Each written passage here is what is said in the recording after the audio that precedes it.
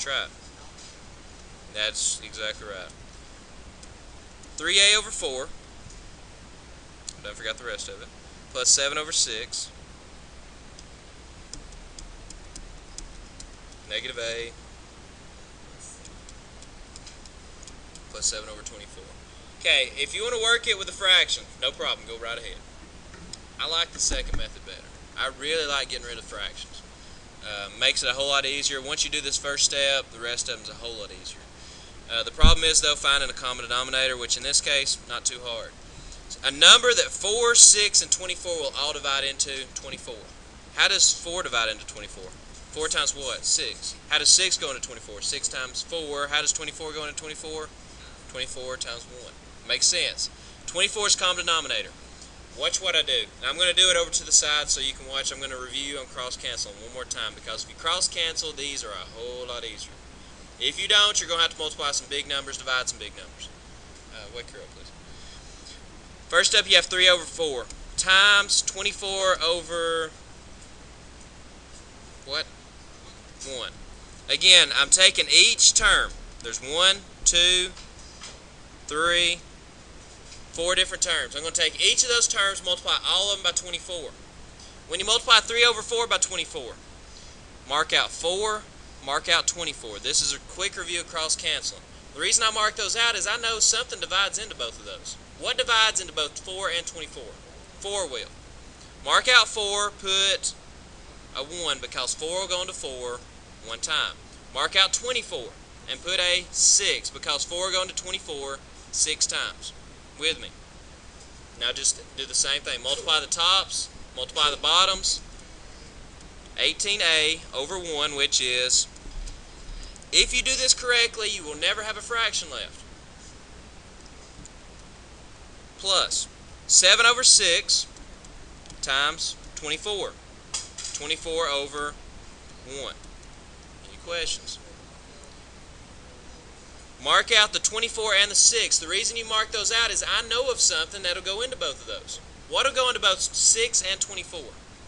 4 won't go into 6. 6 will. 6 will go into 6 once. 6 will go into 24 4 times. Do the exact same thing. Multiply the tops, multiply the bottoms. 7 times 4 over 1 times 1 is 1. What is that? 28. Again, if you work it correctly, no more fractions. Negative a. How many a's is that? There's no number in front of it. Negative 1a. Multiply that by 24, you get negative 24a. That's the easy. And then the last one, 7 over 24 times 24 over what? 1. Mark out 24 and 24, you get 1 and 1. Multiply tops, you get 7. Multiply the bottoms, you get 1. So you have plus 7. Any questions? You've gotten rid of all the fractions. That problem looks a whole lot better now. But that one step is one that throws people off. For some reason, they don't understand that. They're not comfortable with fractions. Those, I will work as many as you would like to see, because I want you to get comfortable doing that. So now, okay. Good deal. We have a's on both sides. We want to move them all to the same side. So which one would you move? I would move negative 24a, and it becomes positive 24a. Cross it out. You moved it. 18 and 24a gives you how many a's? 42a. What else are you left with? Plus 28 equals 7. Next step.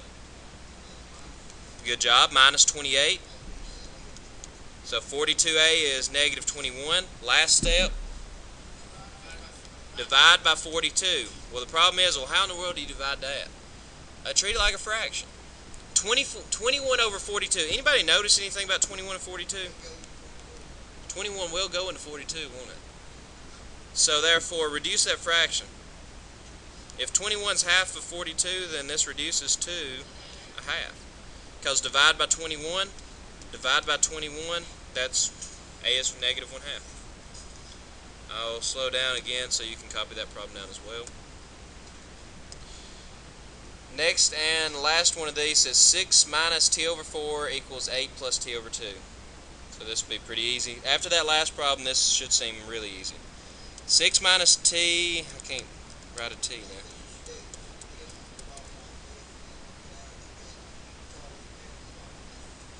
So it makes it a whole lot easier after you see this one. Equals 8 plus t over 2. Here we go.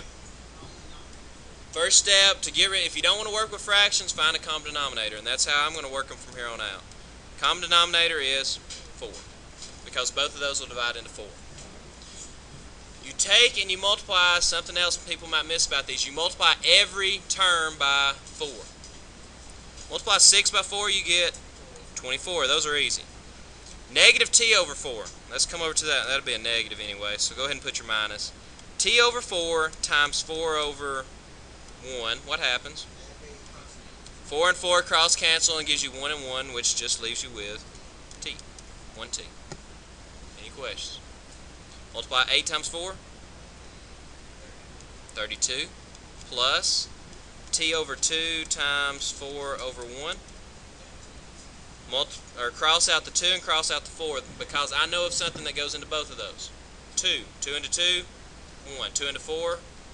So you have t times 2. 2t. Any questions? So now it's easy from here on out. There's t's on both sides. I want to get them on the same side. Which one would you move? The negative t, it becomes positive t. And if you want to put a 1 in front of it, that's fine. So I now have what? With 24. Good.